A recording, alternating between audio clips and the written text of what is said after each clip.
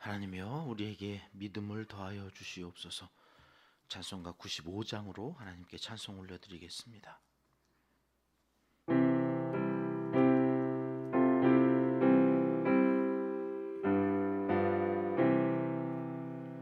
나의 기쁨, 나의 소망 되시며 나의 생명이 되신 주, 밤낮 불러서 찬송을 드려도 늘 아신 마음 뿐일세. 나의 사모하는 선한 목자는 어느 꽃다운 동산에 양의 무리와 늘 함께 가셔서 기쁨을 함께 하실까. 길도 없이 거친 넓은 들에서 갈 길 못 찾아 애쓰며 이리 저리로 헤매는 내 모양, 저 원수 조롱하도다. 주의 자비롭고 화평한 얼굴 모든 천사도 반기며 주의 놀라운 진리의 말씀에 전지가 화답하도다. 너의 진정 사모하는 음성조차도 반갑고 음성조차도 나의 생명과 나의 참 소망은 나의 참 소망 오직 주 예수, 오직 주 예수 뿐일세. 아멘. 이 새벽 주시는 하나님의 말씀은 역대상 7장 1절 2절 말씀입니다. 함께 읽겠습니다. 이사갈의 아들들은 돌라와 부아와 야숫과 시므론 네 사람이며 돌라의 아들들은 우시와 르바야와 여리엘과 야메와 입삼과 스무엘이니 다 그의 아버지 돌라의 집 우두머리라. 대대로 용사이더니 다윗 때에 이르러는 그 수요가 22,600명이었더라. 아멘. 과거가 중요한 이유는 과거를 통해 배우지 않는 백성은 또다시 그 과거를 되풀이하기 때문이라는 그러한 말이 있습니다. 과거에 매여서 과거에 연연하며 살 필요는 없지만 과거 어떤 일이 있어서 어떤 삶을 살아왔는지 그 교훈을 뼈에 새겨 다시 그 과거가 반복되지 않도록 그렇게 지혜를 발휘하는 것이 인간의 마땅한 삶의 원리입니다. 사실은 그렇게 과거를 통해서 배운다 할지라도 여전히 또다시 실수하고 또 죄를 반복하는 것이 인생인데 그마저도 안 하고 제대로 살아간다는 건 그것은 환상일 뿐입니다. 바벨론 포로에서 돌아온 이스라엘 백성들은 무너진 자존감을 일으켜 세우는 것이 시급했다고 했습니다. 그래서 에스라를 통해서 이 역대상하를 기록하는 것인데, 그러다 보니까 과거 우리 조상들의 찬란했던 역사를 회상하면서 어떻게 그럴 수 있었는지를 이 후손들에게 먼저 가르쳐야 할 필요성이 있었던 거죠. 그래서 이 역대기는 망한 나라, 저 북이스라엘의 역사는 그렇게 중요하게 취급하지 않습니다. 그래서 어제 주일에도 말씀드렸듯이 이 역대상하의 주된 스토리는 남유다의 역사입니다. 특별히 그 남유다 중에서도 다윗 왕 가장 번영했고 또 부국 강병을 누렸기 때문이 아니라 그가 하나님을 제대로 하나님으로 대접하면서 살았던, 하나님을 의지하고 하나님과 나바크 연합하여서 살았던 그의 삶을 조명하는 것이 이제 다음 세대를 책임지고 이끌어가야 될 이 후손들에게 그 다윗의 정신, 하나님 중심, 성전 중심, 말씀 중심의 그 다윗의 삶을 하나님이 어떻게 번영케 하셨고 복을 주셔서 그렇게 강성할 수 있었느냐? 망했던 나라, 바벨론의 포로로 잡혀갔던, 그래서 다시 돌아온 그 후손들에게 이것을 계속해서 가르치기 위해서 이 역대기가 기록되어진 거다. 다윗처럼 하나님의 마음을 시원하게 한 왕이 없었기 때문입니다. 다윗처럼 예배를 예배되게 말씀에 순종하며 살았던 왕이 없었기 때문이죠. 그래서 이제 이후 우리가 계속해서 남유다 이야기를 할 텐데, 여기 오늘 읽은 7장만 그러면 북이스라엘에 대한 이야기를 해. 북이스라엘 여러 지파에 대한 자손들을 소개해 주고 있습니다. 1절 말씀 다시 볼까요? 이사갈의 아들들은, 그렇게 시작했는데 6절에 가면 베냐민의 아들들은, 그리고 베냐민의 다음 장에서 이제 베냐민에 대해서는 다시 이야기를 하는데 북이스라엘의 특별히 그 지파를 이야기하면서 여기 잠깐 언급을 또 하는 거예요. 그리고 13절로 가면 납달리의 아들들은, 이래서 납달리 지파에 대한 이야기를 하는데 한 절이에요. 한 절. 납달리는 별로 그렇게 중요하지 않았던지. 그리고 14절로 므낫세 지파의 아들들은 이렇게 시작되고요. 20절에 가면 에브라임의 아들들은, 그 지파, 에브라임 지파, 북이스라엘의 가장 강한 지파 중에 에브라임 지파죠. 그리고 마지막 30절 이하로 아셀 지파. 내일은 베냐민 지파에 대한 이야기를 다시 하는데 여기 스불론 지파와 단 지파가 빠졌어요. 두 지파는 왜 여기 기록하지 않았는지 추측컨대 어마어마한 죄를 두 지파가 저지르면서 아예 역대기에서는 두 지파는 아예 사라져버리고 말았어요. 그 사라져버린 이야기는 주일날 오후에 한번 좀 시간이 되면 우리가 살펴보도록 하고요.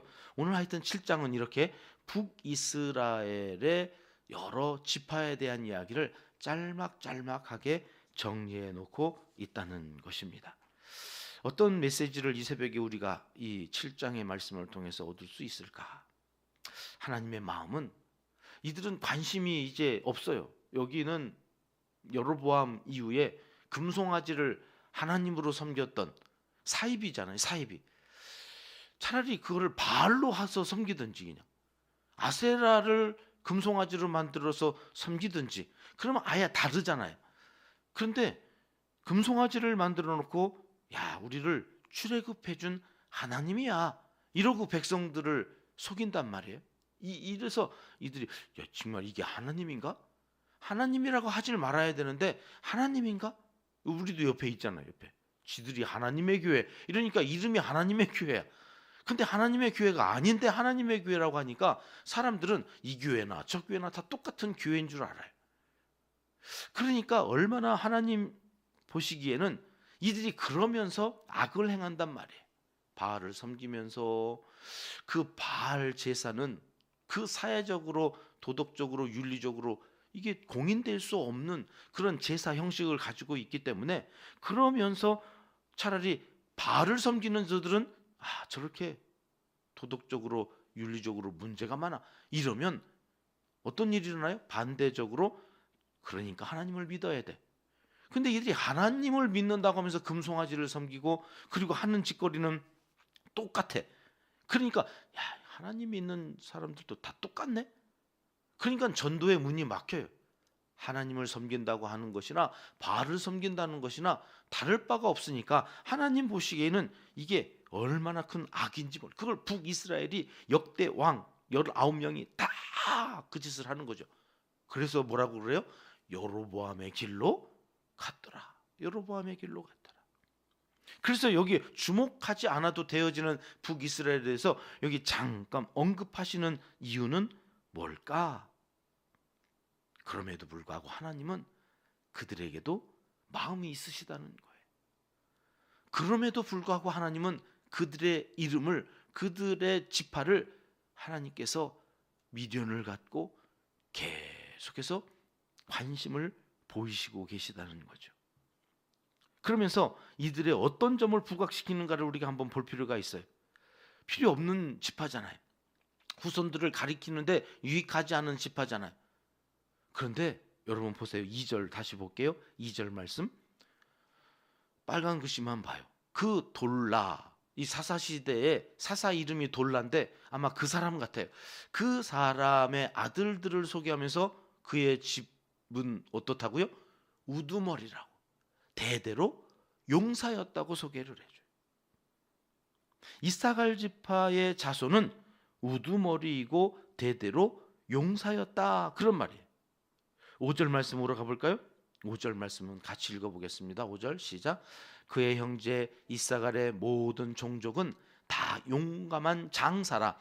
그 전체를 계수하면 8만 7천 명이었더라. 하나님께서 그 죄만 지었던 북이스라엘의 지파의 한 지파를 소개하면서는 야, 그들은 말이야 다 우두머리였어, 다 용사였어, 훌륭한 사람들이었어, 이렇게 얘기한다는 거예요. 그리고 7절 말씀, 그 벨라의 아들들 역시 그 집에 우두머리요 큰 용사였다고 소개를 해요. 여러분, 그렇게 끝났으면 제가 그렇게 얘기하지 않을 거예요. 여러분, 쭉 이어지다가 7장 40절까지 한결같이 뭐라고 말씀하시는가? 40절 마지막 절인데 같이 읽어보겠습니다.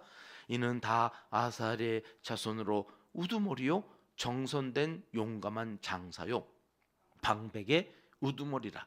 출전할 만한 자를 그들의 계보대로 계수하면 2만 6천 명이었더라. 여기도 다 뭐라고 얘기해줘요? 우두머리요 정선된 용감한 장사요 방백의 우두머리, 출전할 만한 자들. 그러니까 죄만 지어서 역대기에는 이들의 이야기는 싫지도 않으실 거면서, 그리고 한 장에다가 그냥 그들의 이야기를 슬쩍 얹기만 하는데, 여러분, 망한, 하나님 앞에는 죄만 지었던 그들에 대하여 하나님께서 어떤 뉘앙스로 말씀하시는 거예요? 지금 그들은 망할 만해서 망했다, 그들은 다 죄인이다, 악하다, 나쁘다고 얘기하는 게 아니잖아요. 지금 다 한 지파 한 지파 이야기하면서 그들은 다 우두머리였거든, 그들은 다 용감한 장사였어, 용사였어. 이게 무슨 얘기를 하는 걸까요? 여러분, 그들이 722년 아수르에 먼저 망하잖아요. 남유다보다. 남유다는 2지파고 저 북쪽은 10지파. 그럼 여러분, 10지파가 강해요, 2지파가 강해요? 10지파가 강해요. 땅도 많고 사람도 많고 당시에는 사람 수가 군대의 힘인데 10지파나 되어지는 다 우두머리요 용사라고 하는 이 사람들이 여러분 먼저 망해요. 왜 망해요? 그 얘기를 지금 하려고 그러는 거예요.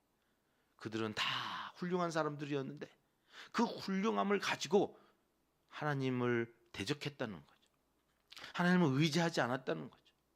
하나님을 의지하지 않은 강함, 하나님을 의지하지 않은 부유함, 그 모든 것들은 헛되다는 거예요. 봐라, 얘들이 힘이 없어서 망한 게 아니잖아. 봐라, 얘들이 남유다보다 더 가난해서 망한 게 아니잖아. 우두머리였고 장사였어. 그런데 얘들이 왜 망했게? 이거를 후손들에게 지금 얘기하고 싶은 거예요. 하나님은 좋은 점을 먼저 보세요. 잘하는 것도 많은데 그것에 감사하고 인정해주는 그 역대기의 마음이 여기에 있어요. 그런데 그 이면에는 무슨 말씀을 하시려고 그러냐면, 그렇게 잘난 저들이 결국엔 먼저 망했다. 그러니 너희 오늘 어떻게 살래? 네 힘, 네 지혜, 네 능력, 네가 가지고 있는 것들, 그것을 의지하고 그것대로 살래? 그러면 북이스라엘처럼 되는 거야. 남유다, 저들은 힘은 없었지만, 북이스라엘에 비해서 아주 가난했지만, 빈약했지만, 저들은 하나님을 의지해. 그 하나님을 바라보고 다윗의 길을 걸어갔던 왕들로 인하여서 또 이어가고 또 이어가고 BC 586년 바벨론의 망하기까지 하나님과 함께하면서 그 역사를 이어갔다.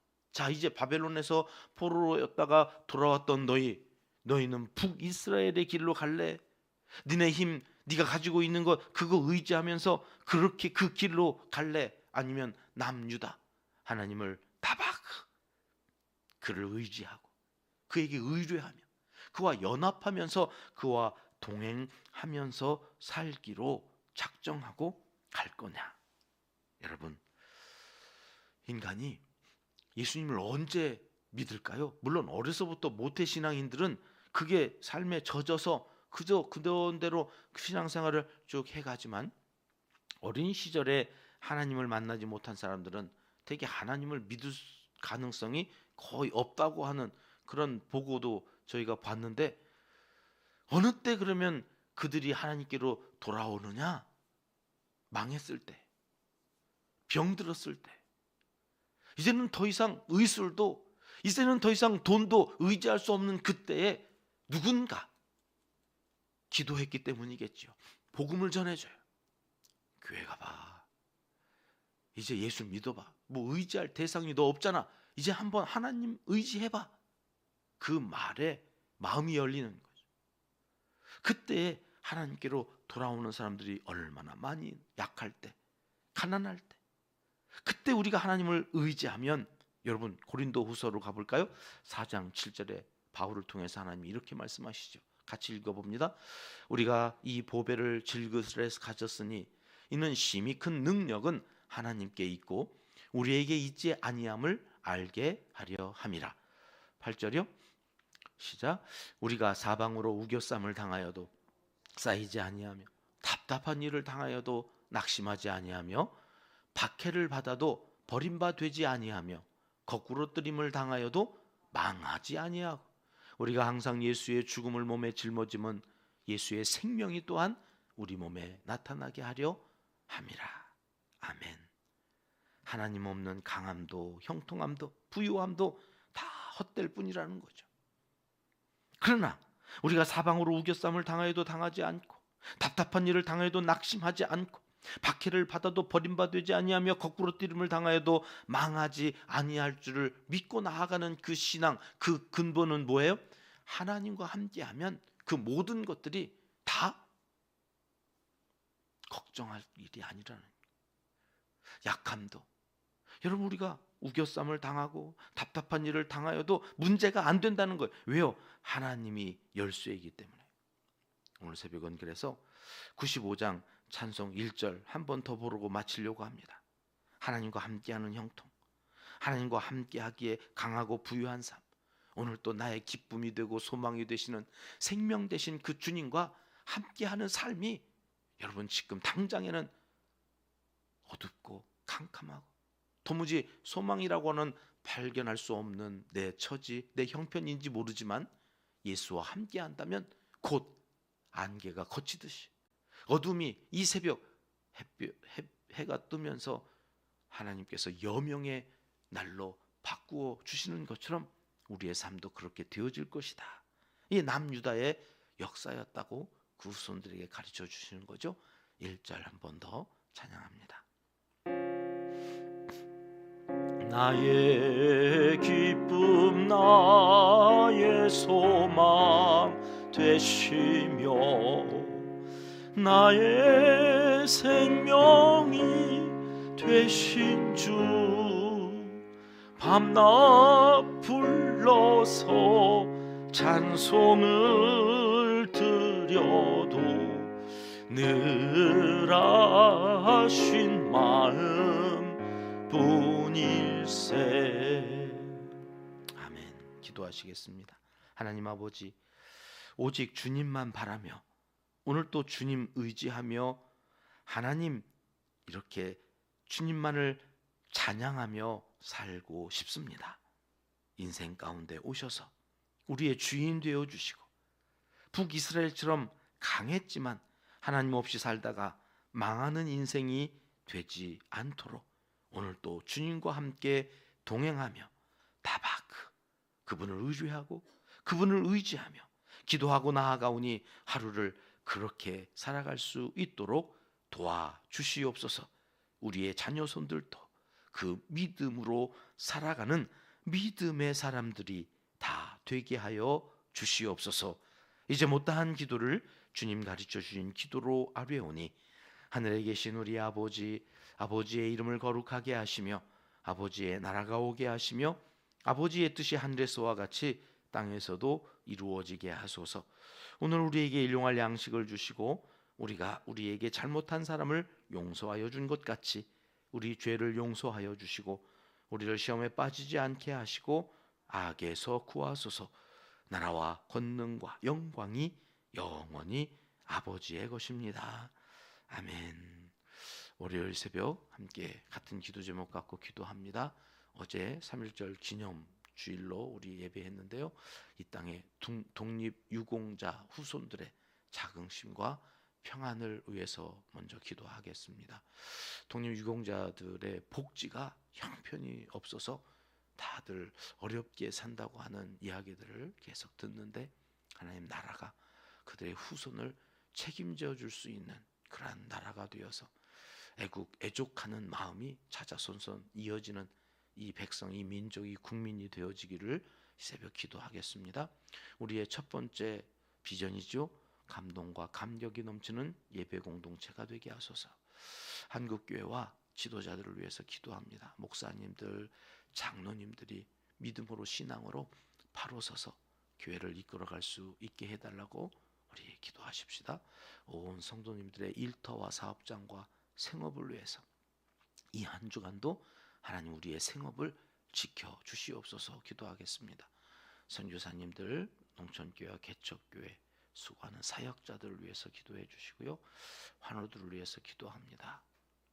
추정남 권사님 2주째 성전에 오르지 못하고 댁에서 가려 중에 계신데 하나님 치유하여 주셔서 성전에 올라 예배할 수 있는 하나님의 사람 되게 해달라고 우리 권사님을 위해서 오늘은 특별히 기도하겠습니다.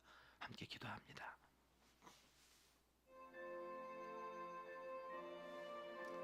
참 좋으신